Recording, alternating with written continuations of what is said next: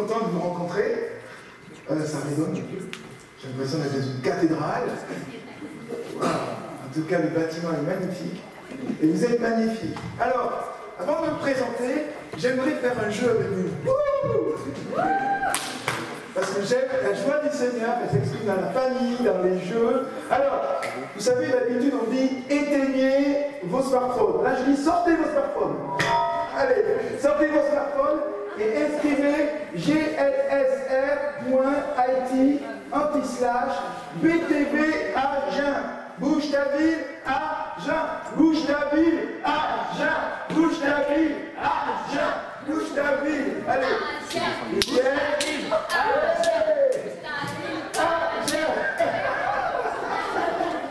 Alors, c'est mieux là, il y a moins de. Voilà. glsr.it @bougetaville Agen. Pas arrobas, slash. Ouais, slash, un petit slash. C'est bon, vous l'avez? Alors, qui c'est qui l'a? Qui c'est qui l'a? Très bien. Allez, là aussi, alors, tu te mets avec ceux qui sont au fond là-bas, vous faites une équipe ensemble. Allez, on va faire une équipe. Allez. Voilà. Non, toi reste ici, toi reste ici. Toi, comment tu t'appelles? Julien, va là-bas, allez. Axel, mettez-vous ensemble là, voilà, vous faites une équipe. Comment tu t'appelles? Elle est pleine. Hein? Ariel, mets-toi avec Julien. Allez, tous ensemble, voilà. Ici, quelqu'un là?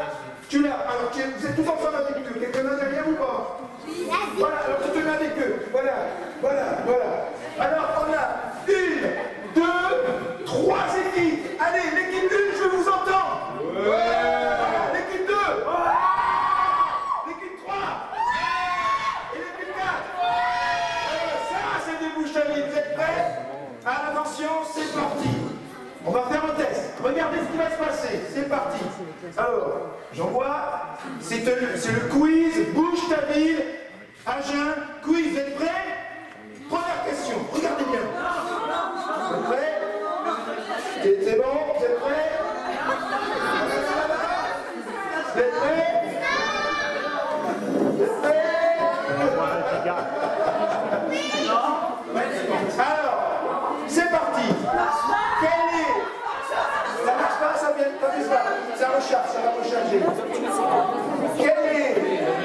Quel est le blason de la ville d'Agen? Il ne faut pas le dire. C'est une idée.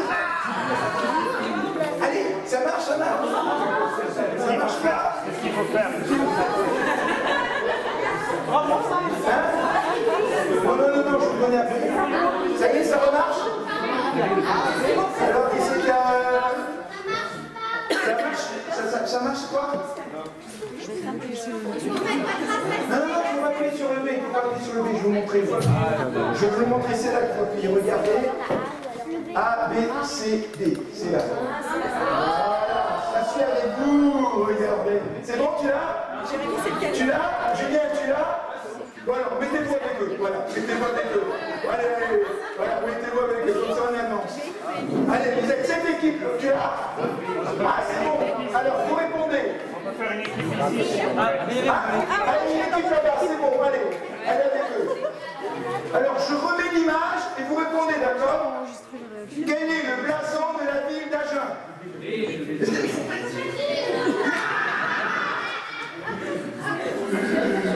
Alors, vous avez répondu? Alors, je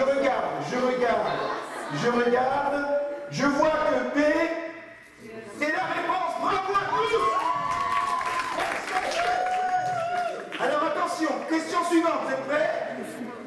Alors, que veut dire Agen? A, pruneau, prune. B, agencé, rangé. C, rocher, hauteur. D, ancien et vieux. Alors, que veut dire Agen? Vous marquez sur vos smartphones. Quelle est la signification du nom de la Bible? Alors, c'est quoi Casimir? Alors, A, pruneau, d'Agen, prune. B, agencé, rangé. C, rocher, hauteur. D, ancien, vieux. West Oakley. Attention, vous avez répondu? Non. Ah oui, excusez-moi. Alors, à vous de répondre. C'est quoi comme... Prenez vos smartphones et répondez.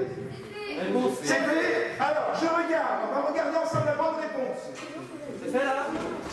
Il y en a qui anciens et vieux, 75, qui ont marqué anciens et vieux en faux. Non, c'est pas ça. La signification du mot Agen, c'est rocher.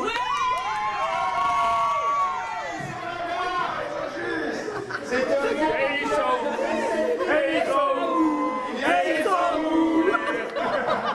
On continue, attention, vous êtes prêts? Lundi, David nous a parlé de quoi? A. Suivez-moi et je ferai de vous des pêcheurs d'hommes. B. Qui m'aime me suivre. C. Suis le droit chemin. D. Je ne sais plus, je crois qu'il fallait marcher. Allez, attention, je prépare. À vous de répondre. À vous de répondre.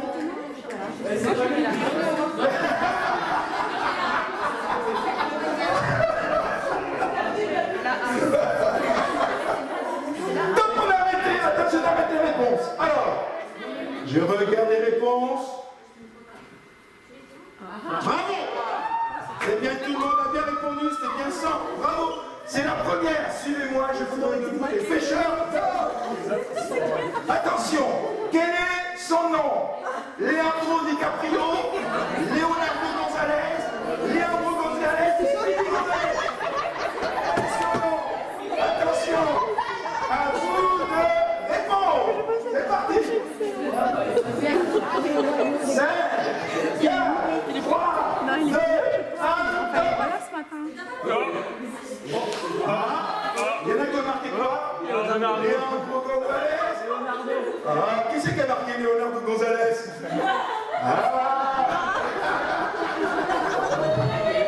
Bravo à vous les là-bas. Attention, c'est parti. Qui est Espérance? A, B ou C? À vous de répondre. Alors, A, B Qui ou est C? Espérance? A, B, C. Ouais. Qui est Espérance? A, B ou C? Attention, c'est parti pour la réponse. Et on n'est pas prévenus. Ils sont trop chouettes. J'ai déjà mis. C'est répondu? C'est répondu? Alors je regarde la réponse. Bravo! Tout le monde a eu raison, je vous applaudis tous, bravo! Alors, es-tu toujours heureux de bouger ta ville d'Agen? Tu mets les étoiles, tu réponds en smart, c'est les étoiles. Combien d'étoiles? Combien d'étoiles? Combien d'étoiles? Combien d'étoiles? Combien d'étoiles? Oui, tout le monde est à 100%! Ouais! Eh bien, je vous accorde à tous le diplôme de Bouge ta ville Agen! Voilà, mais là, on peut arrêter les smartphones.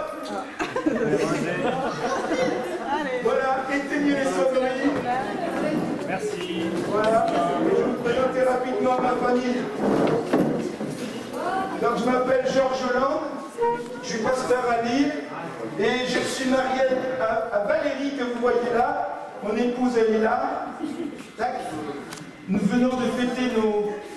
Là, c'était en septembre, nous fêtions nos 25 ans de mariage. Voilà. Alors, vous avez Julien qui est là. Julien, il est dans sa 3e année de droit à Lille.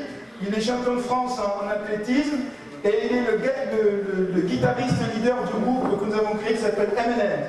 Nous avons ici Naomi. Naomi a 20 ans, Julie a 22 ans. Naomi vient d'entrer en école de cinéma. Elle veut être réalisatrice. Elle a gagné des concours de réalisation de cinéma. Et là, elle rentre à l'école cinéma à l'ICAR. Et elle aime le Seigneur de tout son cœur. Voilà. Ensuite, il y a les jumelles. Emmanuel, Esther. Esther, elle fait de la danse classique, jazz, et là elle rentre en faculté psycho parce qu'elle veut soigner les gens avec la danse. Ouais. Et donc, Emmanuel, elle, si tu regardes l'artiste, elle fait beaucoup de graffiti, elle vient de rentrer dans une mana, et elle est dans sa 7e année de club de foot, et là, elle a perdu 10-0 contre le LOSC. Et Pierre, qui est le dernier, mais pas le plus petit, c'est le plus grand de tous. Il est en seconde et son cœur est pour le Seigneur. Voilà, voilà, c'est toute notre famille. Donc, là, si vous regardez sur Internet, vous verrez sur YouTube quand on a fait le pulse de Mâcon et de Caen. Donc là, c'est nos interventions. On a un groupe qui s'appelle MLP. De quoi je veux vous parler ce matin? Y a-t-il de la saveur dans le blanc d'un... Bravo, il y en a qui suivent. Y a-t-il de la saveur dans le blanc? J'entends pas. Y a-t-il de la saveur dans le blanc? Voilà, tu as tout à fait raison. J'ai mal écrit, il faut que j'apprenne mon écriture encore, tu vois, j'ai beaucoup de travail. Alors, est-ce que cette parole... Les équipes, vous êtes toujours là? Oui. Est-ce qu'on est ensemble? Il y en a qui parlent? Est-ce qu'on est ensemble? Les équipes, vous êtes toujours là? Est-ce que ça se trouve dans la Bible, oui ou non? Oui. Qui c'est qui dit oui?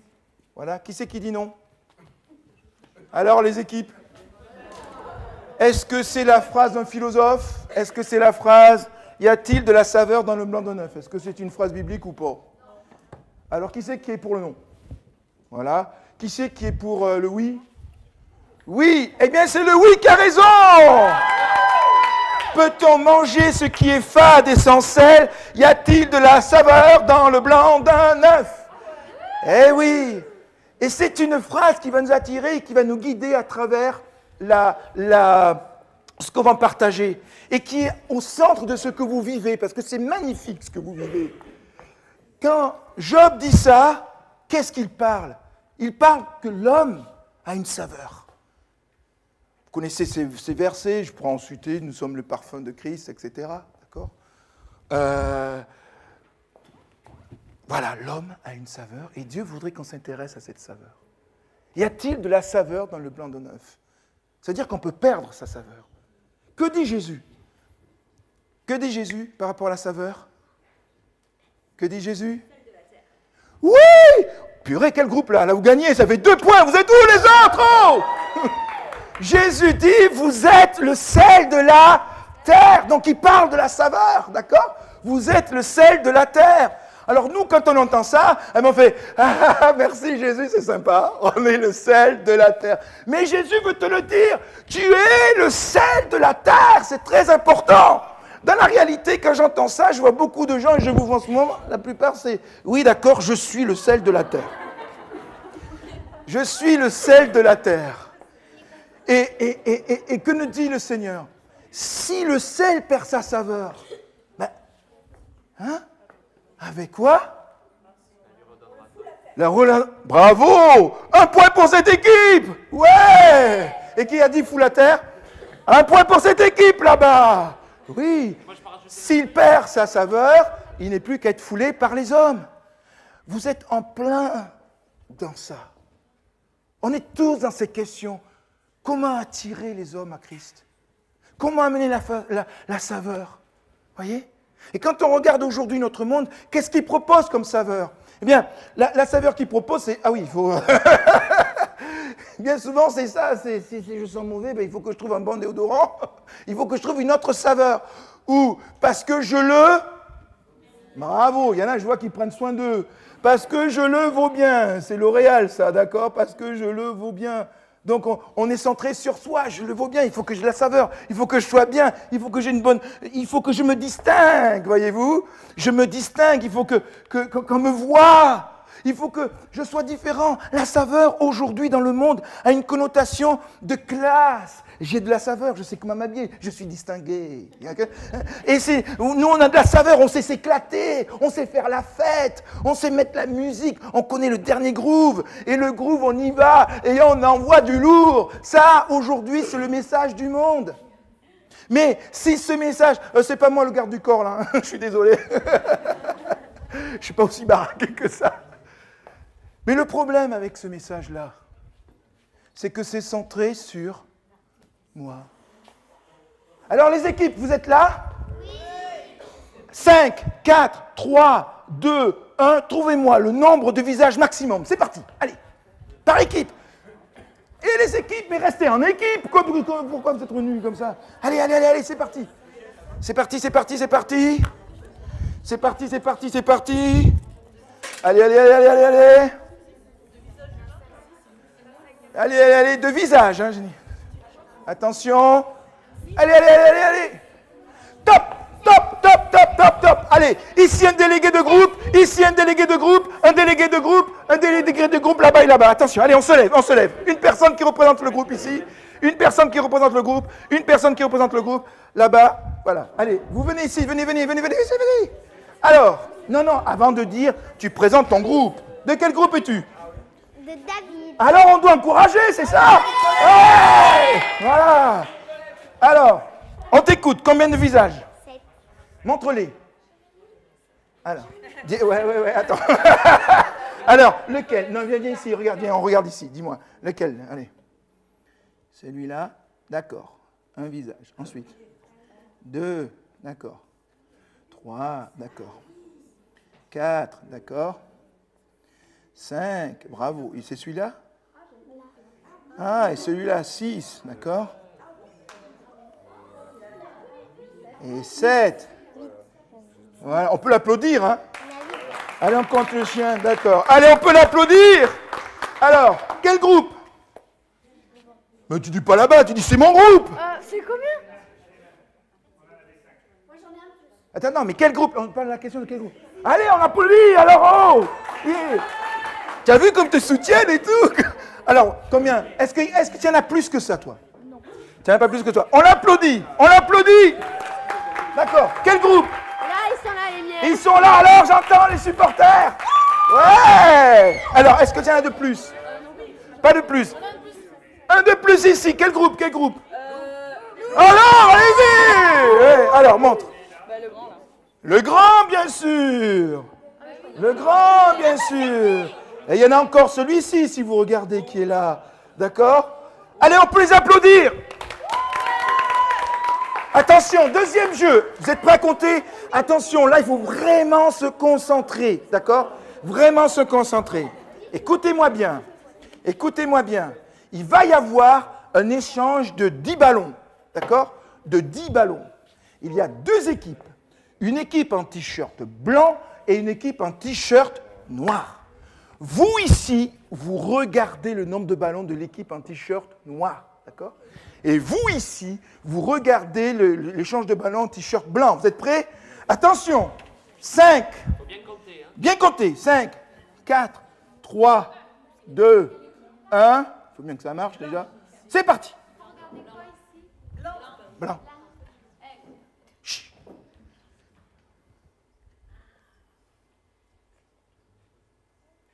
Comptez les ballons.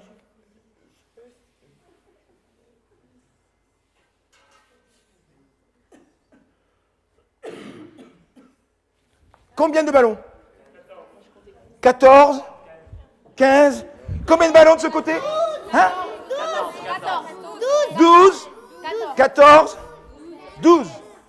Alors, je posais une question. Il n'y a qu'un ballon, mais c'est le nombre de passes. Combien de passes? Alors, qui c'est qui a vu autre chose? Alors, qu'est-ce que vous avez vu? Un a vu un gorille, l'autre un ours. Est-ce que vous avez vu le gorille? Qui c'est qui a vu le gorille? Que ceux qui ont vu le gorille se lèvent. Voilà, asseyez-vous. Que ceux qui n'ont pas vu le gorille se lèvent. Voilà, asseyez-vous. Ben oui. Regardez bien maintenant.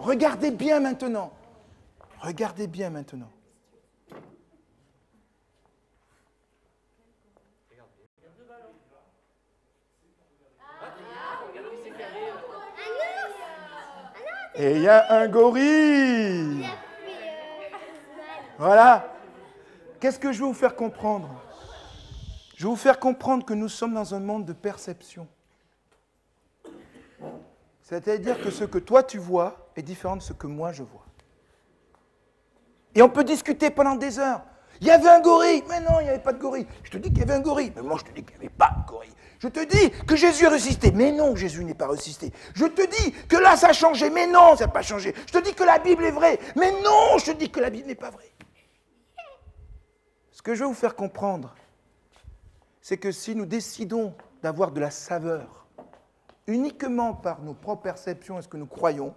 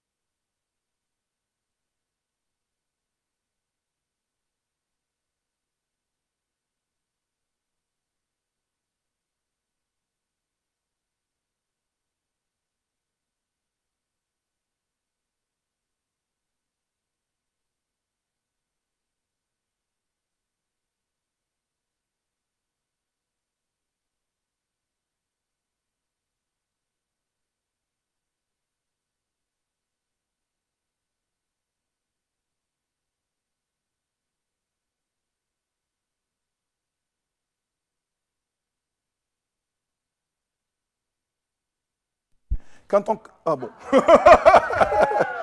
Oh! Excellent! Bravo aux équipes techniques! Ouais! Et le projo s'allume comment? Il faut appuyer sur le bouton, non? Okay. Donc tout est centré sur moi, moi, moi. Tout ce que je vous ai présenté tout à l'heure est centré sur moi. Quand la superstar sort, qu'est-ce qu'elle parle? Elle parle de moi. C'est moi que j'aime. Et quand elle fait un super film, qui n'est pas du tout la réalité, d'accord, c'est un film d'ailleurs, c'est pas la réalité. Pourquoi je l'aime?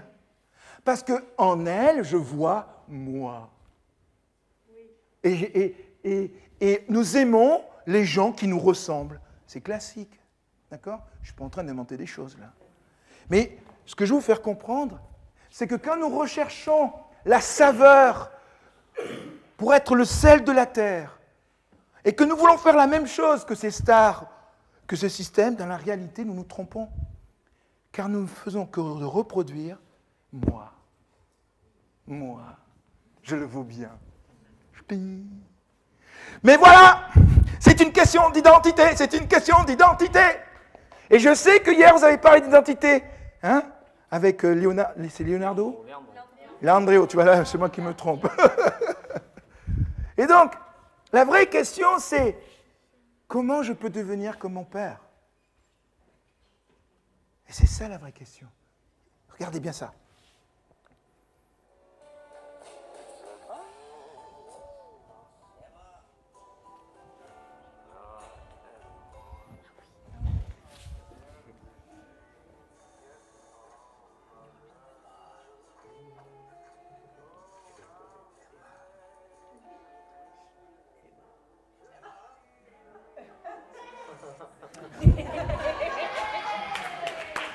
Il y a des choses qu'on ne change pas. Il y a des choses qu'on ne change pas. Quand on veut parler des choses profondes et que l'on veut parler de la saveur, du sel de la terre, quel est le livre qui compte? C'est là? J'ai pas entendu. Quel est le livre qui compte? C'est là? Alors elle est où votre Bible? Elle est là. Ah, montrez-moi votre Bible. Emma. Voilà. Gardez toujours ce livre. Car si on veut commencer à parler de la saveur, il nous faut avoir le bon fondement. Si nous nous trompons de fondement, nous allons parler d'IPA, de toutes les nouvelles technologies, des nouvelles pensées, des nouvelles réflexions, de ce que le monde aujourd'hui propose à travers la technologie, à travers toute la sociologie et tout ce que vous voulez. Mais on va passer à côté de la saveur. Ah ah! Alors on reste branché sur ce livre, vous êtes d'accord avec moi? Prenez aussi le casque du salut et l'épée de l'esprit qui est la parole de Dieu. Amen. L'épée de l'esprit qui est la parole de Dieu. Ça veut dire que ce n'est pas une parole humaine, mais c'est une parole divine qui vient à notre secours et qui vient nous révéler notre identité. Alors, un petit rappel. L'évangile, d'où vient ce mot? Allez, les groupes, ils sont où là? L'évangile, d'où vient le mot? Allez, allez, allez, allez. Une idée. Allez, ça jaillit là. Oh, oh, oh. Hein? La bonne nouvelle? Voilà, bonne nouvelle. Non, d'où vient le mot évangile? Parce que quand on parle de l'évangile, alors je vous propose un voyage de plus de 2000 ans en arrière. C'est quoi? On ne triche pas dans Google, hein? Alors? Hein? Enlève le chewing-gum et redis-le. Très bien. L'évangile, c'est un coureur chargé d'apporter la bonne nouvelle d'une victoire. Quand Jésus, quand les disciples reprennent ces paroles, ils s'appuient sur ce qu'ils vivaient à l'époque. D'accord? C'est un coureur. C'est un coureur chargé d'apporter la bonne nouvelle d'une victoire. Le messager court depuis le champ de bataille jusqu'au roi. Il s'agenouille à ses pieds. Il déroule un rouleau du général et il annonce la victoire à César. Et le rouleau, le parchemin, s'appelait l'Évangile. Et le messager était l'évangéliste. L'acte d'annoncer la victoire militaire au roi était appelé l'évangélisme. Mes amis, vous êtes porteurs d'une bonne nouvelle. Vous êtes des évangélistes en ce que vous apportez la bonne nouvelle de ce que Jésus a gagné, de la victoire. Voilà pourquoi ils ont repris ces termes. Parce que c'était les termes les plus beaux de l'époque par rapport à une victoire militaire. Et vous pouvez googler, vous pouvez retrouver ça dans les archives, dans les archéologies, l'histoire. Vous allez voir, l'évangile, c'est d'abord une bonne nouvelle. Amen.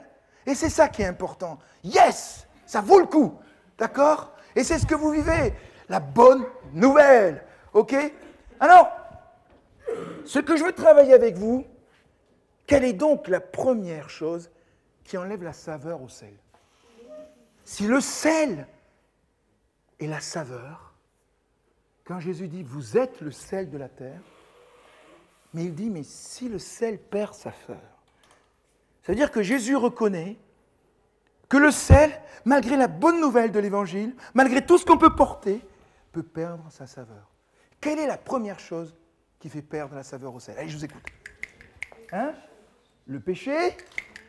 Allez, soyez plus précis. Le péché, c'est assez large. Soyons plus précis. Allez. Le mal. C'est qui a dit ça? C'est ça? Mais écoute, tu n'as pas peur de répondre. Je t'applaudis. C'est bien. Ouais. Alors, le mal, autre chose? Le conformisme. On continue. Hein? L'orgueil. Un mot, parce que là, je suis d'accord avec toi, mais il me faut trouver un mot. Mais tu as tout à fait raison. Mais, allez, un mot. L'éloignement. Un mot, oui, c'est bien. Un mot. Et tout ce que vous venez de dire tous les deux, il y a un mot qui décrit ça. Non, hein? L'indifférence, c'est une conséquence, mais un mot, il y a un mot très simple. Allez, je vous le dis. Vous êtes prêts? 5, 4, 3, 2, 1, c'est la peur. La peur. La peur. Et le père de la peur, c'est le diable. Et c'est lui qui a créé. Et Dieu dit, où es-tu? J'ai entendu ta voix. Et pour la première fois de l'humanité, sort de la bouche d'un homme, j'ai eu peur. Le péché entraîne 3 ruptures. Une rupture avec Dieu, une rupture avec moi-même et une rupture avec l'autre. Et à cause de ces 3 ruptures, selon où tu regardes, bien soit tu vas vers le salut de Dieu, ou la première à avoir connu la statue de sel, c'est la femme de Lot qui n'a pas accepté le salut de Dieu et qui a regardé en arrière.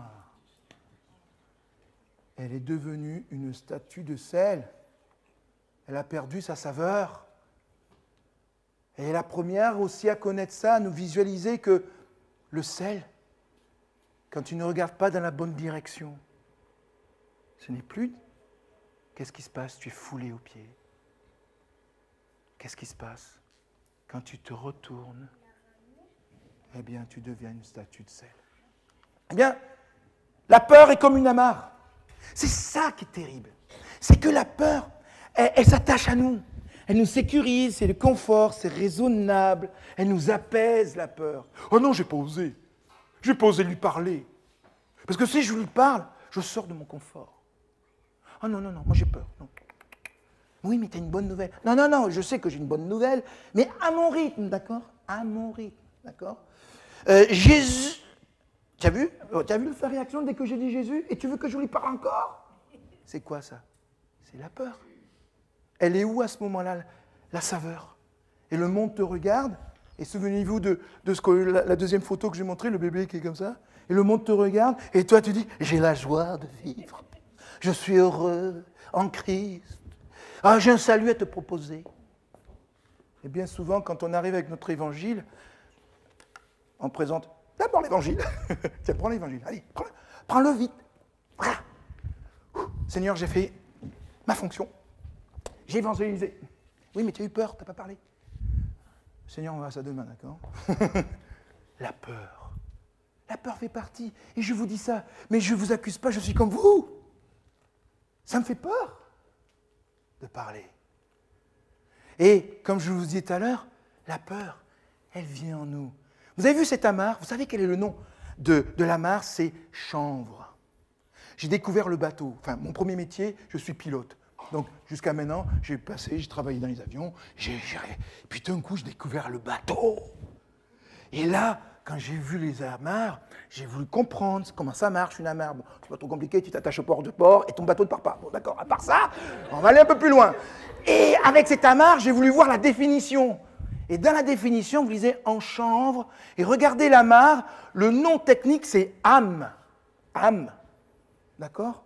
Moi je dis, il y en a marre d'être attaché. Il y en a marre. Âme, ah, bon. C'est bon. Vous êtes réveillés ou pas? Eh bien, la définition du chanvre, c'est cannabis. Là, je rigole. Parce que l'amarre est une drogue. L'amarre, c'est même une petite file. Il y a des gens qui pensent qu'une amarre, c'est un lien. Quand Dieu dit, ah, libère ce lien, c'est... Mais Seigneur, c'est rien. C'est pas un gros truc. Seigneur, c'est juste une petite cigarette. Arrête, Seigneur, attends. C'est une petite cigarette. C'est pas grand-chose. C'était qu'un petit bisou, Seigneur. Attends, c'était un petit bisou. Ça va pas mettre tout le monde à l'envers, quand même. Seigneur, c'était qu'un petit film. Il y a des petits-enfants, donc je ne vais pas trop loin, mais c'est un petit film avec des histoires pas belles. Mais Seigneur, ça n'a pas changé ma vie. Attends, oui, mais c'est une amarre. Et dans cette amarre, il y a une peur. Et si tu ne travailles pas cette peur, la saveur s'en va. Et quand tu viens approcher la personne avec la Bible ou les évangiles, c'est bon ton plat. La Bible, il est bon ton plat. Je ne dis pas non à la Bible. Et les gens ne disent pas non à la Bible. Mais ton plat manque de saveur. Tiens, je ne sais pas pourquoi, j'aime bien ce plat, mais il manque du sel. Parce que comme il m'en a parlé, j'avais envie de le goûter. J'avais envie de goûter cette joie. J'avais envie, mais quand je le vois, lui, et je ne sais pas pourquoi, les gens ne sont pas bêtes. On est en France, on mange. Hein. On aime bien les bons repas. Hein. Vous n'aimez pas les bons repas à jeun? Ah ouais, surtout quand on est à jeun. Bon, ça c'est encore... Bon. Bon, ce que je veux dire, c'est que le Seigneur veut nous libérer de la... Ah, j'entends pas. Le Seigneur veut nous libérer de la... Oui, parce que la peur, c'est comme une humanité qui te prend les sens et qui t'empêche de regarder qui tu es devant le Seigneur. Et devant le Seigneur, t'es pas laid, t'es magnifique.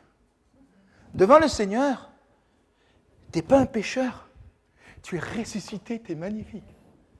Devant le Seigneur, t'es pas un gars ou une fille qui n'arrête pas de chuter. Tu es le roi, parce que lui, il est le roi des rois. Et tant que tu n'enlèves pas ses bras, ces petites choses qui te tiennent, eh bien, tu ne peux pas le voir. Ce sont tes amarres. La Bible est très simple. Être attaché soit à la connaissance du bien et du mal et du mensonge, donc le diable qui a réussi.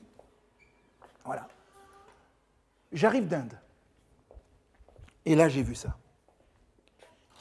Vous vous rappelez, c'est quand on ne peut pas voir ce que Dieu propose, parce qu'on est aveuglé. J'ai été choqué. Dans mon travail, il m'arrive de bouger. J'avais fait juste une semaine avant la Chine, en train de travailler pour mettre en place du coaching pour les leaders du parti. Mais une semaine après, hop, je suis allé en Inde, où j'ai rencontré les 3e, 4e fortunes d'Inde pour mettre en place. C'est la première fois de ma vie que j'allais là-bas. En Chine, les pauvres, on les cache. Bon, moins. Mais en Inde, tu sors de l'hôtel, ils sont là devant toi. Et regardez bien. Vous voyez ça? Il a plus soif. C'est un zébu. Non, c'est une vache. Mais vous voyez ça, au beau milieu. Et surtout, n'allez pas la toucher pour dire, bon, tu bouges, hein, on doit passer. Elle est sacrée. Mais vous voyez ça? Ça, c'est encore plus sacré. Parce que je veux avoir du respect pour ces gens, donc je ne veux pas me moquer. Mais je veux vous dire quelque chose. Dans leur système de religion, le rat est la partie la plus élevée de la réincarnation. Et vous avez des temples de rats. Avant que le Seigneur touche ma vie, j'ai un peu étudié toutes ces différentes religions. Et c'est impressionnant. Vous avez des temples de milliers de rats qui grouillent. Et ils semblent être des ancêtres. Donc tu ne vas pas marcher sur arrière-grand-papy, arrière-grand-mamie. D'accord? Non, c'est un sacrilège. Et Indira Gandhi disait, le problème de l'Inde ne changera jamais jusqu'au jour où ils changeront de religion. Gandhi. Gandhi.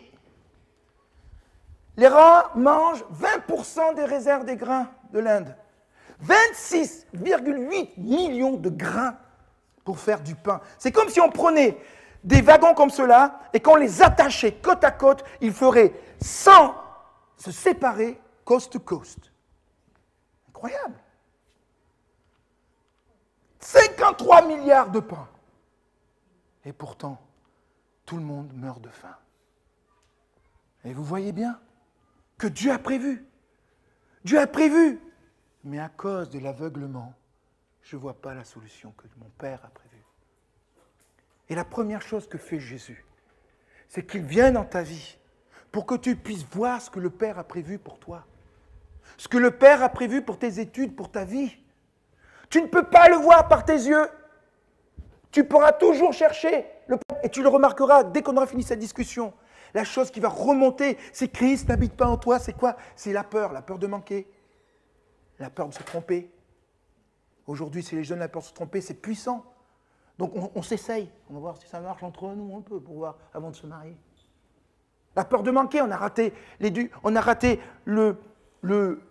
l'examen. Oh, ma vie, elle est foutue. Mais bon, vous savez mieux que moi toutes ces choses, parce que vous les voyez tous les jours. La seule manière d'affronter ça, c'est d'oser aller à la croix et dire « Seigneur, je veux parler avec toi ». La peur a des conséquences.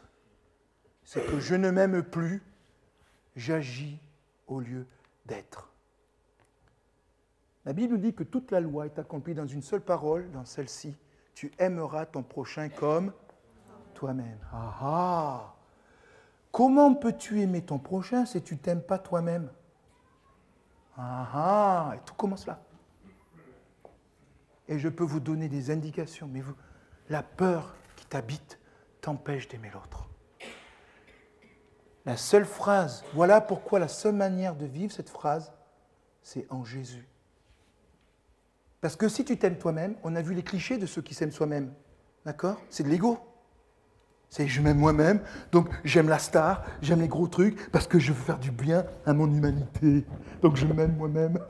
C'est pas ce que la Bible dit. La seule manière de vivre ça, c'est que moi-même, c'est Jésus. C'est la nature de Jésus en moi que j'aime.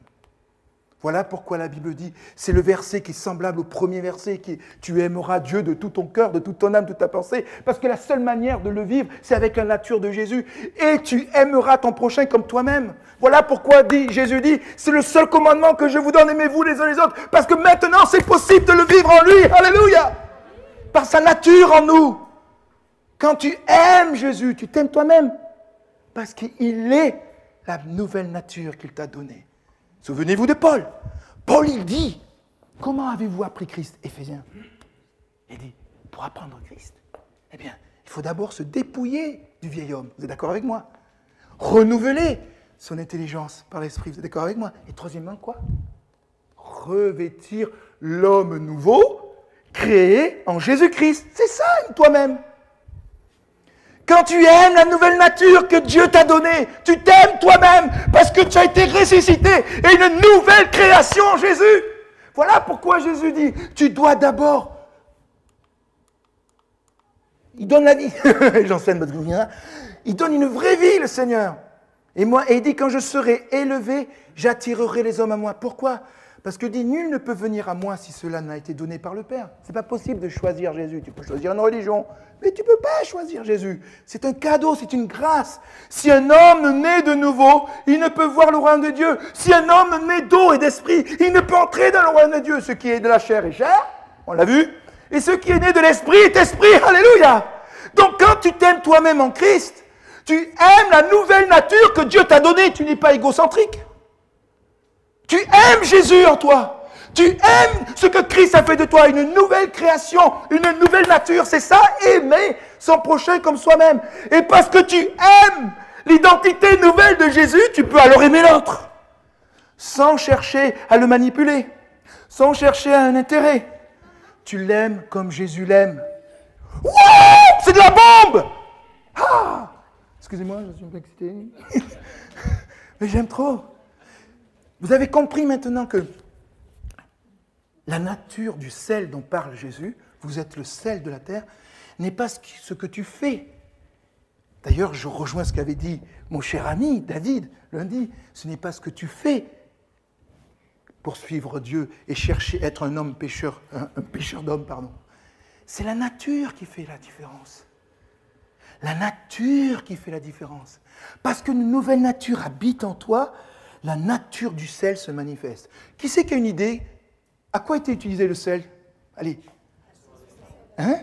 Assaisonner, donc donner du goût. Conserver, bravo. Donc dans l'idée de conservation, vous avez quoi? L'idée de la vie éternelle? Parce qu'à l'époque, c'était le seul frigo qu'ils avaient. C'était le sel. T'as du sel? C'était une monnaie, c'était un échange. Donc c'était la vie, d'accord? Vous avez le prophète Élisée, qu'est-ce qu'il fait? Il assainit les eaux de Jéricho avec quoi? Avec du sel. Donc ça purifiait. Donc vous voyez, quand Jésus prend cette image du sel, ce n'est pas une image comme ça. C'est parce qu'elle représente une nouvelle nature. Elle représente quelque chose qui a la capacité de changer les choses sans pour autant être dans l'action. C'est ça qui est intéressant. C'est être utilisé par. Et c'est là qu'on devient des serviteurs du Seigneur. Parce qu'à ce moment-là, même sans dire des choses, en étant toi-même, vous avez compris, pas dans la nature charnelle, toi-même dans la présence de Dieu, eh bien, sans parler, en étant toi-même, tu peux amener le changement d'atmosphère dans une discussion. Parce qu'il y a du sel. Et en étant toi-même avec cette nouvelle nature, eh bien, tu peux donner peut-être l'évangile, mais avec un simple sourire. Oh, je sens que cette personne est différente. J'ai envie de lui parler. Quelque chose se passe différemment. Pourquoi? Il y a du sel. Wouh! Allez, je continue. Boum. Vous avez donc compris que le sel, la première chose, ce n'est pas pour toi, c'est pour le Père. Quand Jésus dit « vous êtes le sel de la terre », il part d'abord du point de vue de son Père. Et le Père dit « enfin j'ai des enfants. Enfin j'ai mes enfants. Enfin je peux les bénir. Ils sont pour moi le sel de la terre. Enfin sur la terre, à cause de mon Fils bien-aimé, j'ai enfin des âmes sauvées. J'ai des enfants que je peux bénir. » C'est la première chose que Jésus a faite sur la croix. En mourant sur la croix, en mourant pour nos péchés, il permet au Père de enfin nous bénir, nous dit Paul, en étant juste dans ce qu'il fait. Parce qu'avant, il ne pouvait pas dans les temps de sa patience. Il ne pouvait pas te bénir. Parce que sa parole disait, si tu fais ceci, c'est la mort. Et il ne peut pas aller contre sa parole. Mais parce que Jésus a pris sur lui le poids de tes péchés, enfin le Père peut dire, je peux bénir mon Fils. Et si le diable vient accuser, bien vous voyez dans la Bible, Jésus se lève, dit, attends, ça a été réglé à la croix. Tout ça a été géré, jugé. Et le Père est libre. Il a enfin du sel sur la terre. Il peut changer les situations. Il peut mettre dans la ville d'Agen du sel qui passe, qui assainit la ville. Alléluia. Et vous êtes ce sel. Vous êtes en train d'assainir. Et au niveau spirituel, des choses se passent. On ne le voit pas, nous on est là. Mais Dieu a dit, enfin, j'ai du sel. Vous êtes le sel de la terre. Voilà pourquoi il enchaîne Jésus. Vous êtes aussi la lumière du monde. Parce que la première jour de la création, c'est la lumière. Et Christ est la lumière. Amen. Et donc, il parle de cette nouvelle nature. Vous êtes pour le Père des enfants rachetés. Du sel qui peut mettre dans vos familles une nouvelle nature. Alléluia. Alors la vraie question c'est, comment ne pas perdre cette saveur? D'accord, j'ai reçu cette nouvelle. Et je vais vous laisser un peu travailler. Qu'est-ce que c'est ça? Allez, 5 minutes. Chaque groupe.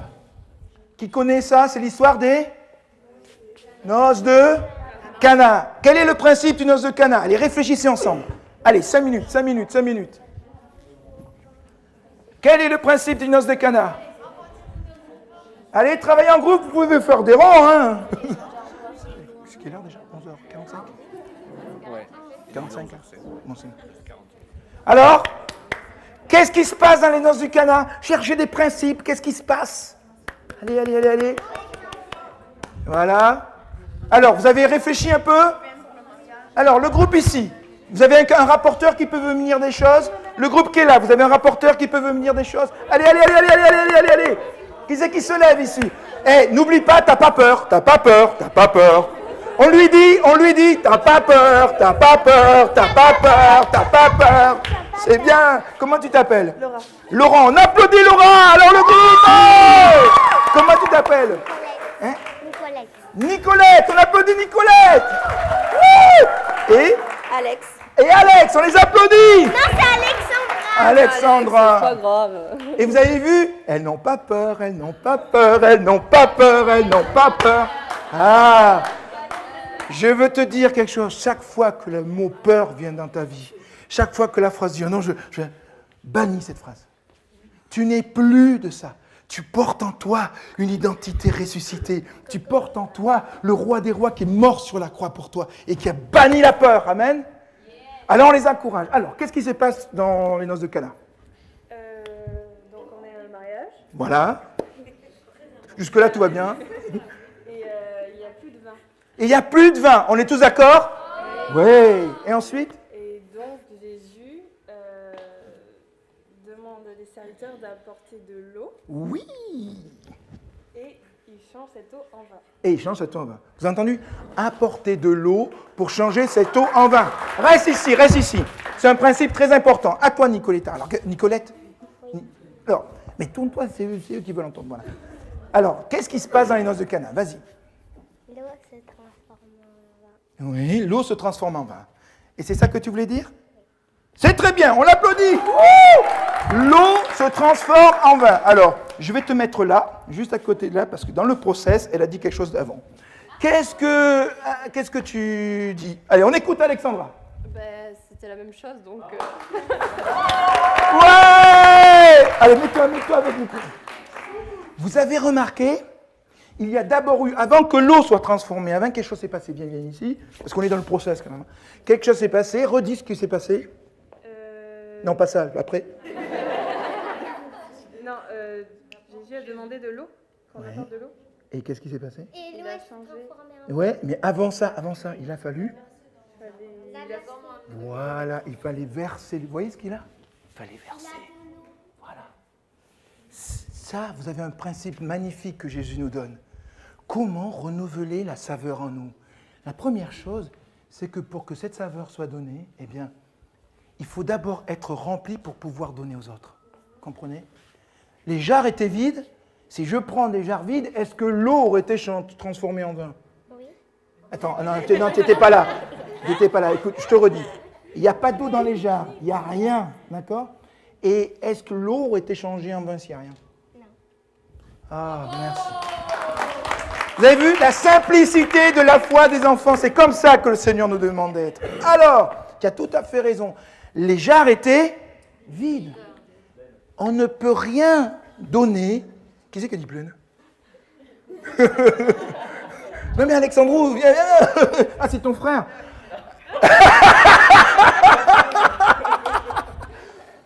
Un principe, tu ne peux pas donner si toi-même tu n'es pas rempli. Vous comprenez? Et si tu n'as pas reçu la présence de Dieu, ou si tu n'as pas reçu la joie, comment peux-tu donner la joie? Je suis tellement heureux que tu sois là. Vous voyez ce que je veux dire? C'est tellement vrai. Mais c'est simple. Mais c'est la première chose que le Seigneur veut nous apprendre. Pour donner, il faut que tu sois rempli. Autre principe, qu'est-ce qui se passe? L'eau se transforme en vin. Oui, au moment, mais tu as tout à fait raison. Qu'est-ce qui se passe? L'autre principe, c'est quoi? C'est accepter de donner. Alléluia, nous remplit à nouveau. Parce que Dieu dit, il y a plus de joie à donner qu'à recevoir. Et quand tu donnes, Dieu remplit. Et donc, beaucoup de gens ne savent pas comment faire. C'est pour ça que la peur nous bloque. Mais dès que tu commences à dire non, la peur, ça ne m'appartient plus. La peur, c'est au diable. Je veux donner quoi qu'il en coûte. Eh bien, à ce moment-là, tu es rempli. Et c'est des moments comme cela que vous vivez. Si vous êtes là, c'est parce que vous voulez donner. Si vous êtes là, c'est parce qu'ensemble, vous apprenez à donner. Et vous avez remarqué, à mesure que les jours se passent, au début, c'est un peu dur de donner, je sais, c'est très dur. Mais à mesure, vous êtes remplis. Parce que la communion du Seigneur vient. Et ma fille, je viens remplir ton cœur. T'en fais pas. Je sais qu'en ce moment, c'est dur à la maison. Je sais que les études, ce n'est pas facile. Mais parce que tu es en train de donner, je vais remplir, pas simplement le vase que tu es en train de donner, mais il y en a 6 autres que je suis en train de prendre soin. Tu ne vois pas en ce moment. Je vais remplir ta capacité, renouveler ton intelligence pour tes études, renouveler ta capacité d'amour pour tes parents, te redonner la force pour que tu ranges ta chambre. Ça, c'est bien mon fils. Mais oui, donc, le premier principe pour... Merci. On les applaudit. Le premier principe pour être renouvelé dans la saveur que Dieu nous donne dans cette nouvelle nature et ne pas perdre le bénéfice de la nouvelle nature, c'est toujours dans aimez-vous les uns les autres. Et c'est le principe de, pour remplir, mais il faut que moi-même je sois rempli, mais il ne faut pas que j'attende bêtement de Seigneur, remplis-moi et après je donnerai. Ça, c'est la version classique, humaine. Je ne peux pas donner. Ah non, je suis pas assez rempli. Ah non, j'ai pas assez loué, j'ai pas assez prié. Non, le Seigneur dit, c'est en marchant. C'est au moment où tu donnes. Souvenez-vous, le gars, est-ce que l'eau était changée en vin dans la jarre? Non. L'eau était changée en vin au moment où il marche. Et souvenez-vous, le serviteur, je n'aurais pas dû mettre ce gars. Hein. La Bible nous dit qu'eux, ils savaient d'où venait l'eau. C'est-à-dire qu'il n'y avait pas encore le vin transformé. Ce n'était pas marqué. Et il apporta l'eau changée en vin au... Non, c'est marqué, il apporta l'eau. Et il savait d'où venait l'eau. C'est au moment où il a donné que l'eau a été transformée en vin. Et ça veut dire quoi? Ça veut dire que alors que tu acceptes des choses simples, naturelles, à ta portée ce que tu fais en ce moment, c'est à ta portée. Ne te mets pas à conduire un avion si tu n'es même pas capable de conduire ta voiture. Vous voyez ce que je veux dire? Bon, je prends des exemples larges. Mais ce que vous faites aujourd'hui est à votre portée. Il n'y a pas de disqualification ou de meilleure qualité en disant « moi j'ai choisi de faire la musique, mais je ne vais pas balayer la rue. » Hein? Quoi ça? Non.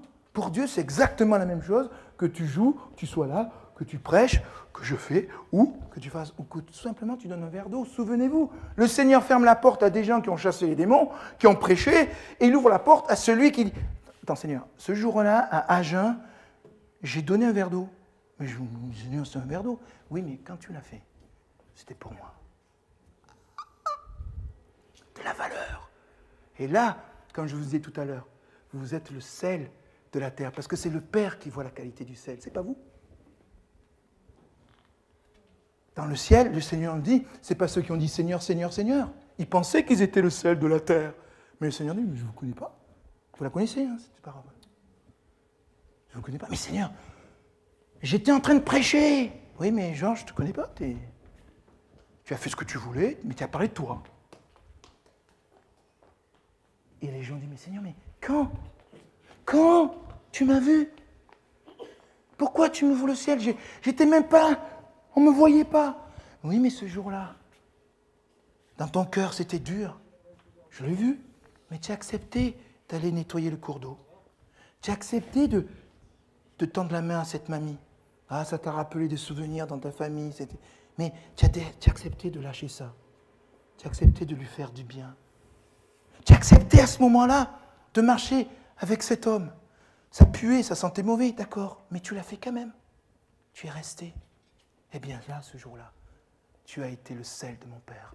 Et mon Père a dit, il y a enfin du sel dans la ville d'Agen.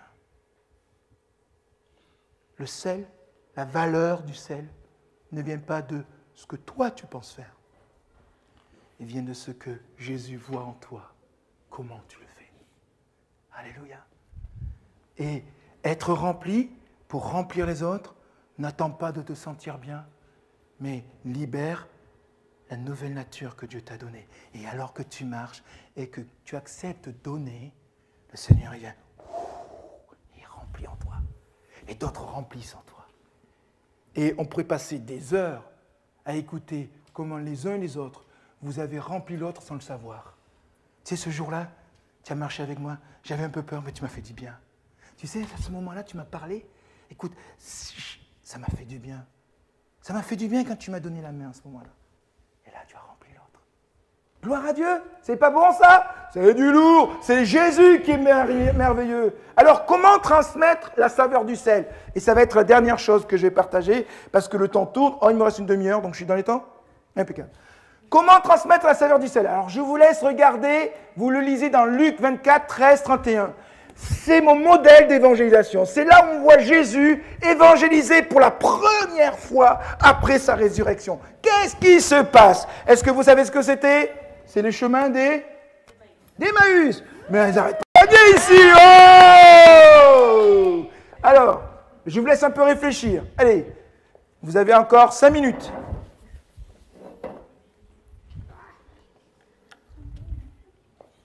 Parlez entre vous, hein, parlez entre vous. Voilà, parlez entre vous, parlez entre vous. Et préparez quelqu'un d'autre qui vienne partager, d'accord? Voilà. Relisez le texte. Tu es déjà venu. J'ai trouvé, moi. Mais c'est très bien. Voilà, lisez le texte. Voilà, qu'on s'appuie sur la parole du Seigneur.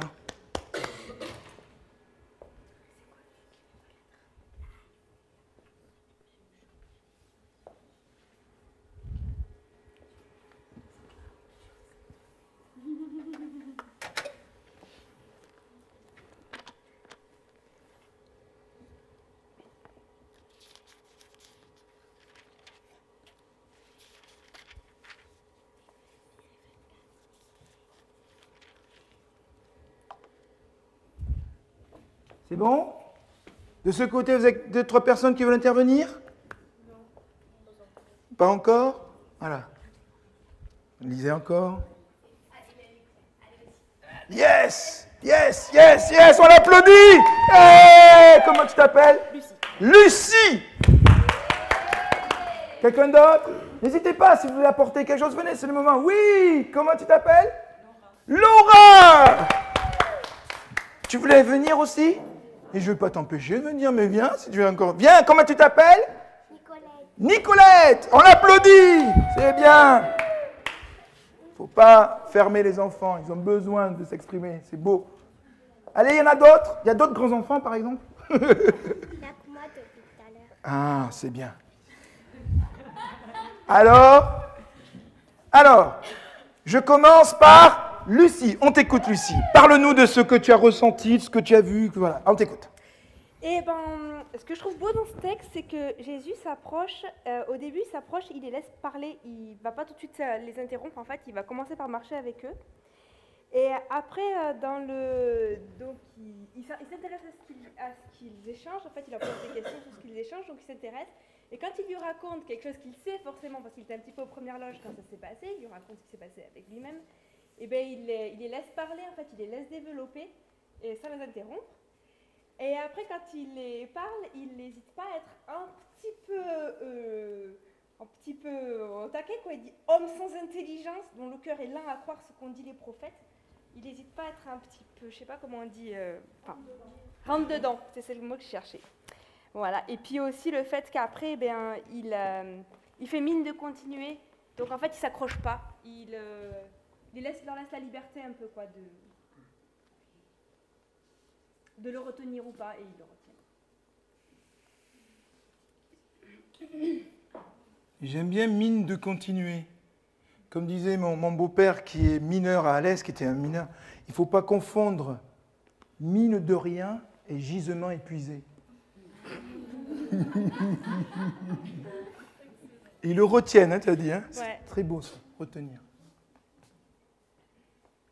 Tu as dit des choses très importantes. Retenir. Voilà, reste là. À toi, Nicolette. C'est le même jour. Hein? J'ai lu. Ah non, tu ne vas pas tout lire. Qu'est-ce que tu as retenu? Qu'est-ce que tu aimes de ce texte? Mais je sais pas. Ah, tu sais pas? Est-ce qu'il y a un mot que tu aimes? Alors, dis-moi un mot. Réfléchis, tu me recherches un mot et tu me le dis, d'accord? C'est quoi le mot que tu aimes? C'est pas le... Hein? Alors leurs yeux s'ouvrirent et ils le reconnurent, mais il disparut de devant eux. Très bien. Alors les yeux s'ouvrirent. Très bien, on va garder ça. Les yeux s'ouvrirent. Il faut que j'apprenne à écrire, moi. R-E-N-T. Très bien. Alors, je reviens de là. Laura? Oui, c'est ça. Ah, on t'écoute, Laura. Alors, il y a 2 disciples qui sont partis de Jérusalem, là où il y avait la crucifixion de Jésus. Ils partent et ils vont aller vers Emmaüs.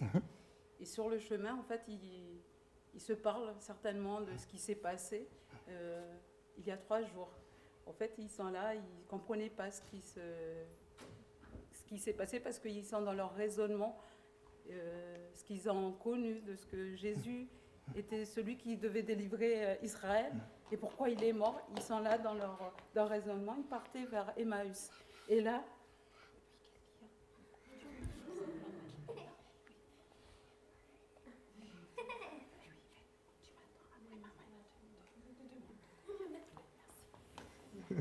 Gabriel, mon fils. Ah oui, très beau. Alors, et du coup, en fait, tout à coup, il y a un personnage qui arrive. Et on lui sait, c'est Jésus, qui les accompagne et qui leur dit, mais qu'est-ce qui se passe? Vous êtes tristes? Ils voient sur leur visage, racontez-moi ce qui se passe. Et les 2 disciples disent, mais tu es le seul à ignorer ce qui se passe à Jérusalem, avec la crucifixion de Jésus. Et il leur raconte justement ce qu'ils ne comprenaient pas, que c'était Jésus qui devait délivrer Israël. Et là, il est mort il y a 3 jours. Et ça fait 3 jours que les événements se sont passés. Et du coup, Jésus continue et il les laisse parler ce qu'ils ressentaient par rapport à ce qui s'est passé à ce moment-là. Il les laisse s'exprimer. Et après, là, il leur répond. Il leur répond d'une façon assez direct, parce qu'il connaissait en fait les Écritures. Et il leur disait vous n'avez pas compris, les Écritures, on dit ça de Jésus et tout. Et donc, il leur parlait comme ça. Et arrivé à un moment où je pense qu'ils allaient entrer dans Emmaüs, et donc il fait genre de continuer, de les laisser... du coup, aller là où ils devaient aller. Et là, les 2, ils se disent, mais non, arrête-toi avec nous, là, il fait nuit, tu ne peux pas continuer, reste avec nous. Et donc, Jésus les suit, et ils se retrouvent dans un endroit où ils allaient prendre leur repas. Et à ce moment-là, je n'ai pas lu, en fait, la fin, j'ai oublié. Et à ce moment-là, il a pris le pain, il a cassé pour briser, pour donner à ces personnes-là. Et quand ils ont commencé à manger, voilà, oui, parce que je n'ai pas lu, alors du coup, je ne sais pas ce que j'ai oublié. Du coup, il a cassé, et à ce moment-là, ils ont reconnu que c'était Jésus, mais parce que, en fait, ils ont reconnu parce que dans leur cœur, ils sentaient qu'il y avait quelque chose qui brûlait en eux, qui reconnaissait. En fait, Jésus avait ouvert leur esprit à ce moment-là pour qu'ils comprennent qu'avant c'était caché, que là, à ce moment-là, il a pu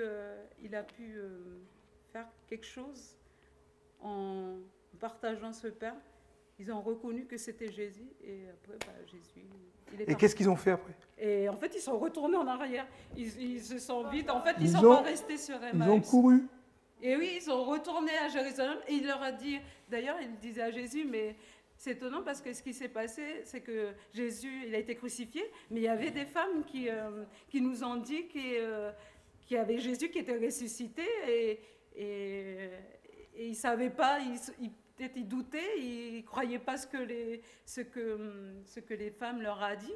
Et là, à ce moment-là, quand Jésus a brisé le pain, il y a eu la compréhension, et donc ils ont reconnu que c'était Jésus. Ils sont retournés à Jérusalem pour leur dire qu'eux aussi, ils ont rencontré le Jésus ressuscité. Voilà.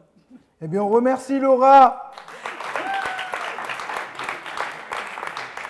Vous avez remarqué les temps qui se passent? Ici, c'est le temps dans le monde physique, et ici, c'est le temps dans le monde spirituel. Et vous avez tout à fait raison, Jésus, il marche, il vient à leur rencontre. Mais comme tu disais, il s'était présenté à d'autres, mais d'une autre manière. On est ici dans un temps de révélation. On ne peut pas, c'est Jésus qui se révèle d'une manière différente aux gens, aux autres. Et là, il ne montre pas ses bras, et décide de marcher. Et il marche, en disant, alors, il entend, tu n'as pas entendu ce qui s'est passé à TF1, toi ce week-end, voilà. Et il parle de leurs problèmes. Et là, ce qui est impressionnant, c'est que le temps de marcher est très important. Parfois, nous voulons bousculer les gens. Mais le temps de marcher est important parce que c'est le temps de marcher qui permet au temps spirituel de se mettre en place. Souvenez-vous que Jésus ne vient pas en premier sur la terre. Qu'est-ce qu'il y a avant? Il y a Jean-Baptiste, bravo. Quel est le rôle de Jean-Baptiste? Bravo, de préparer le chemin. Et nous, on veut de suite mettre Jésus d'entrée, sans permettre à ce temps de Jean-Baptiste d'ouvrir le chemin. Ce temps de Jean-Baptiste d'ouvrir le chemin, il est là, et Jésus le pratique. Il écoute, il met en œuvre. Et qu'est-ce qui se passe à ce moment-là? Il y a une connexion. Et là, si c'était uniquement qu'un marché, on peut marcher. Hein. Moi, je travaille avec des gens, des patrons de L'Oréal, etc. Ils cherchent ce temps. Mais ce n'est pas pour autant que derrière se déclenche la dimension spirituelle. Parfois, ça leur fait du bien. Mais là, le Seigneur nous révèle comment la dimension spirituelle vient pendant que tu marches avec quelqu'un, pendant que tu es en train de préparer, pendant que tu fais bouge ta ville. Parce qu'aujourd'hui, les gens qui te reçoivent, la mamie, voilà, qu'est-ce qui se passe? Ils te reçoivent, tu marches avec eux, tu marches sur leur chemin. Dans la détresse de cette mamie qui est seule, qui est venue marcher 3-4 pas. Dans le promeneur qui promène son chien, qui dit c'est pourri de jeunes, il me salit ce terrain. Regarde ça, mais il y a 10 ans en arrière, c'était pas comme ça. Ben, tout d'un coup, il voit des jeunes qui nettoient. Qu'est-ce que tu fais? Tu marches avec lui dans sa colère. Et Jésus va répondre à ce moment-là selon le besoin de la personne. Là, ce sont des gens qui ont une connaissance de Christ puisqu'ils étaient disciples. Donc, il peut les aborder sur la question de la parole de Dieu. Et il va y travailler. Mais pendant qu'il fait tout ça, est-ce que les gens le voient? Zéro. Les yeux, la Bible dit, sont empêchés de le voir. Moi, combien de fois avant que je vois ça, je voulais donner le meilleur verset à cette personne. Donner le meilleur verset. Le Seigneur me dit, Georges, je ne peux pas comprendre. Ce n'est pas ton verset qui va faire. C'est que tu marches avec lui. Et qu'en marchant avec lui, tu écoutes son battement de cœur. Et réponds à son battement de cœur. Et vous savez ce qui se passait? Spirituellement, vous l'avez dit, le cœur se mettait à brûler. Il y avait quelque chose. Notre cœur ne brûlait-il pas? Pour la première fois de l'humanité, ça ne s'est jamais vu avant. Écoutez bien, jamais, jamais, jamais, jamais. C'est la première fois de l'humanité, de toute la création de Dieu, qu'il y a communion avec un homme qui vient du ciel, ressuscité, et un homme qui n'a pas encore connu la résurrection des morts. Un homme qui est encore comme nous, et Jésus qui sort du tombeau, et qui nous appelle à devenir comme lui. C'est la première fois de l'humanité. Le voile a été déchiré à la croix. C'est la première fois de l'humanité que l'Esprit vient parler à l'Esprit. Jamais ça s'était fait avant. Et c'est comme ça que Dieu vient tout doucement révéler la valeur du sel. Et vous avez raison. Jésus a fait mine de continuer. C'est quand qu'il a fait ça pour la première fois? Parce que ça, c'est la deuxième fois qu'il le fait. Quelle est la première fois où Jésus fait ça dans les évangiles? Où il fait semblant de passer à côté. Là, on voit qu'il fait semblant de partir. Hein? Non. Cherchez. Non. Non. Il y a un moment où il vient sauver des gens, vraiment les sauver, et il passe devant eux. Alors, c'est quand il marche sur l'eau. Vous lisez dans Marc. Moi, ça m'a bluffé quand j'ai vu ça. Jésus, il est dans le noir le plus complet. Il reçoit une révélation. Il y a mes potes, ça va très mal pour eux. C'est Jésus qui a dit, allez de l'autre côté. Il faisait ni noir, hein. Jésus, il n'a pas vu tout d'un coup la lumière qui s'allume. Non, il a reçu dans le cœur, il a vu en révélation, voilà, tes disciples. Et ça nous parle de l'évangile. Il quitte la présence du Père et il marche sur l'eau. Et alors qu'il marche sur l'eau, la Bible dit, lisez les évangiles, il y a un évangile, Marc dit, et il fait semblant de passer. Moi, la première fois que j'ai vu ça, je dis, Seigneur, tu as un problème avec ton GPS. Dans la nuit, tu dis que tu y vas, On voit que tu es dans la volonté d'y aller, et pourtant, moi je m'attendais à ce que Jésus, moi j'aurais fait, j'arrive, attendez, bougez pas. Quand mon fils ou ma fille se fait mal, je peux vous dire que je cours. Je l'entends et je cours, et c'est là que je tombe par terre et j'aggrave la situation d'ailleurs. Mais c'est ça qui m'étonnait déjà, Jésus marche, il ne court pas. Alors que c'est la tempête, ce n'était pas la piscine, il marche, il ne court pas. Et en plus, il fait semblant de passer exactement pour ça. Vous savez pourquoi? Parce qu'il attend, et vous l'avez dit, le reste avec nous. C'est là que la foi s'enclenche. Et là, vous avez vu dans ce moment, à ce moment-là, avec les disciples d'Emmaüs, quand vous lisez, ils ont insisté, c'était pas « Tiens, c'était sympa Jésus ce que tu as dit, j'ai beaucoup aimé, tiens, on fait un petit apéro, ça te dit de venir ?» C'était « Reste avec nous, reste avec nous, reste avec nous !» C'est là la saveur du sel qui vient d'une autre nature, j'en veux plus. Et les témoignages que vous avez donnés, c'est ça. Cette femme, elle a dit « J'ai pleuré, je veux encore plus !» C'est ça que ça commence. Là, ça commence. Et le Seigneur veut que se déclenche. À ce moment-là, les disciples, ils étaient sur la barque et ça pleuvait. Et c'est Pierre qui a dit quoi? Jésus, si c'est toi, ordonne que je sorte. Alléluia. Et c'est comme ça qu'il est venu. Et moi, j'ai dit, Pierre, quand j'ai lu ça, je dis, mais Seigneur, mais il est fou ce gars. Parce que, bon, quand le Seigneur a touché ma vie, je revenais de... Scotland m'avait interdit, vol de voiture, l'Angleterre, et j'ai vu la grâce de Dieu dans ma vie. Et à ce moment-là, je lisais la Bible. Je dis, Seigneur, mais je ne comprends pas ce qu'il fait, ce gars. Tout le monde est en train de mourir, et lui veut faire une croisière sur l'eau. Moi, quand je prie le Seigneur, que ça ne va pas, je dis, Seigneur, c'est là que ça se passe. Je n'ai pas envie de faire une expérience. Je n'ai rien à faire d'expérience. Moi, je veux que maintenant ça change. Oui ou non?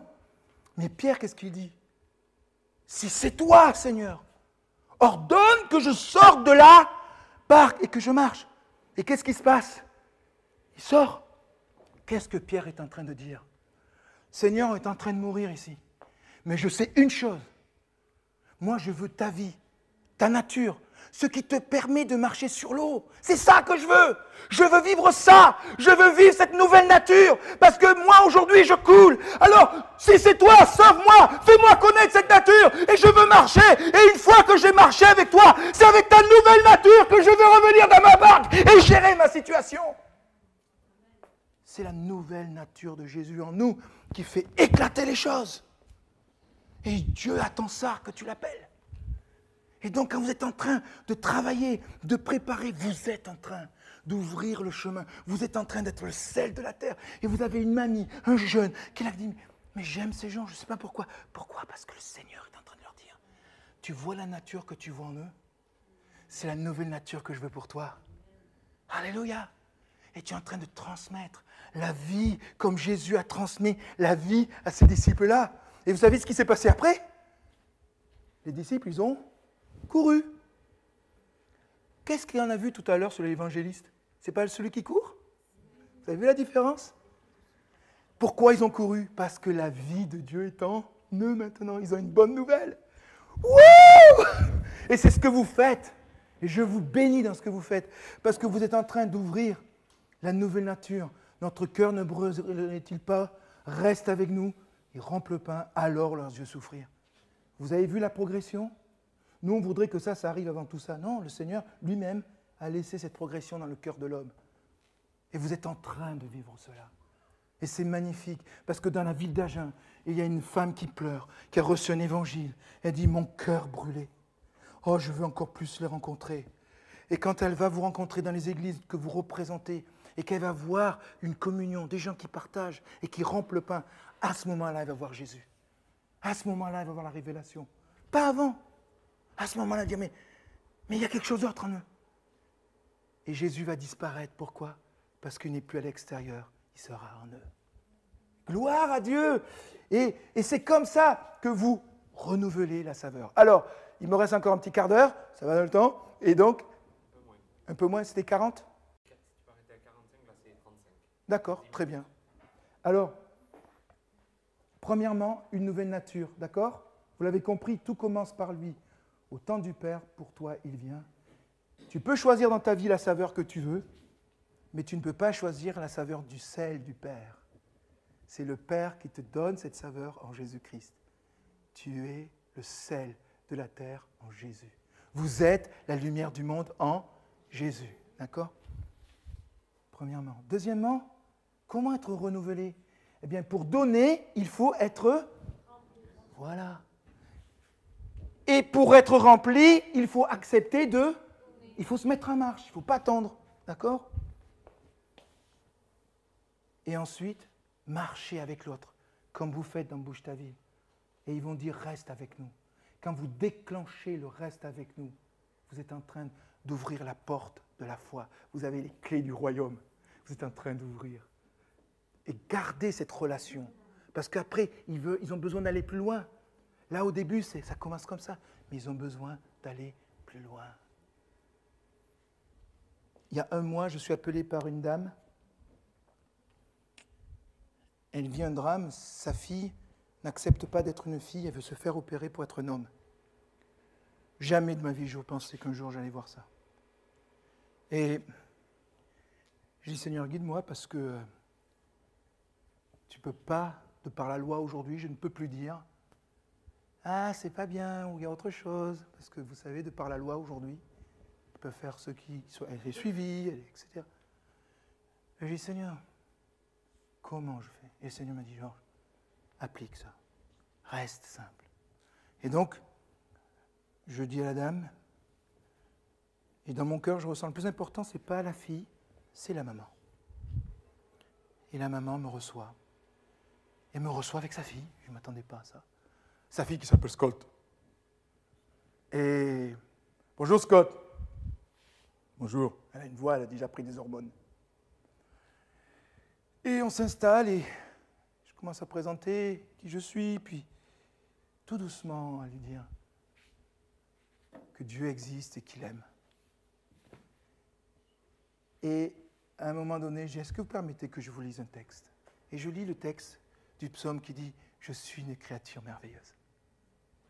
Et je commence à le lire. Et quand j'arrive à je suis une créature merveilleuse, Scott a des larmes. Et quand j'ai fini de le lire, la maman se tourne vers son garçon, qui est sa fille, et lui dit, tu vois, je t'ai accompagné. Je sais qu'actuellement, c'est ton chemin et je suis ta maman, je t'accompagnerai jusqu'au bout. Mais ne m'enlève pas la joie que j'ai eue de te porter en tant que fille. J'ai porté ma fille. J'ai aimé ma fille. Elle a marché, je l'ai vue, ma fille. J'accepte ce que tu vis, mais laisse-moi encore vivre mes mémoires. Et là, je me tourne vers Scott et je lui dis, tu sais Scott, je n'ai pas le droit de dire ce que tu vis, mais je suis venu te dire que le Père marche avec toi. Et il te dit, tu es une créature merveilleuse. Tu peux faire ce que tu veux sur ton corps, mais lui t'a tissé dans les ventres de ta maman. Il a pris soin de ton corps avant que tu prennes cette décision. Et il a dit, c'est ma fille, ma créature merveilleuse. Est-ce que vous acceptez qu'on prie ensemble? Et ils ont dit oui. Et on a prié. La dame ne vient pas à l'église, elle découvre la foi. Et en partant, elle m'a dit, monsieur, je ne savais pas que ça pouvait exister, qu'on puisse être aimé comme ça. On est parti. Et le lundi, elle devait avoir son opération. Et donc, je reçois mardi un téléphone. En fait, elle est partie vers l'opération. Et en chemin, elle a été prise de vomissements, de mal de tête. C'est venu d'un coup et ça lui est resté pendant 2 jours, bloqué. Et j'ai dit, Seigneur, tu es en train de libérer, tu es en train d'agir. Vous voyez? Parce que vous savez quoi? Elle n'a pas dit, j'ai vu Jésus. Elle n'a pas dit, je crois en Jésus, non. Elle a dit, reste avec moi. J'accepte encore ce chemin avec toi. Et vous savez, acceptons les petits pas des personnes qui nous disent « reste avec nous » parce que c'est ce qui arrête Jésus quand il fait semblant. Et revenons en arrière et à leur portée, bénissons-les. le temps qui me reste, je vais vous laisser simplement dans ce silence. J'aimerais que, je ne sais pas si vous avez un papier et que vous marquiez, pour garder de la saveur, qu'est-ce que je vais faire cet après-midi? Qu'est-ce que je vais libérer, changer? Comment je vais faire? Et surtout, comment je vais être? Soyez bénis dans le nom de Jésus.